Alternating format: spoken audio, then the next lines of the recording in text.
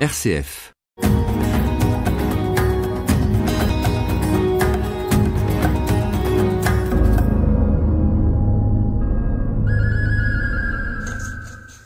Quand une vague connaissance m'a demandé ce qu'il pouvait amener en cadeau aux nomades mongols qu'il allait rencontrer pendant son circuit là-bas, je lui ai suggéré de leur prendre des opinels.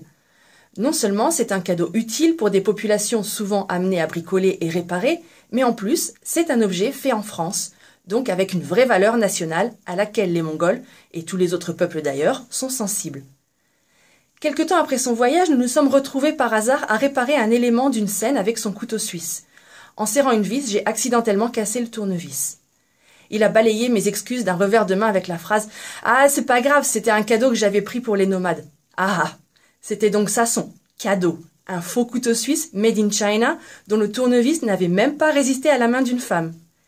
Et puisque nous étions sur le sujet, il a ajouté qu'il avait laissé là-bas ses sacs de couchage et vêtements chauds en guise de cadeau.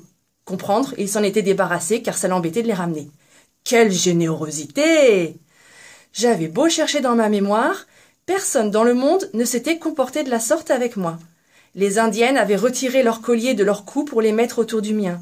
Mon amie vietnamienne Quinlin avait offert une de ses robes parce que la mienne était usée jusqu'à la corde, tout comme la Tahitienne Corinne qui était venue m'offrir une de ses paires de chaussures lorsque les miennes ont cassé.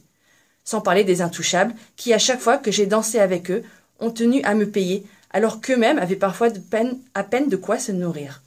Non, personne n'a jamais osé me faire un cadeau de piètre valeur en pensant que je ne le remarquerais pas.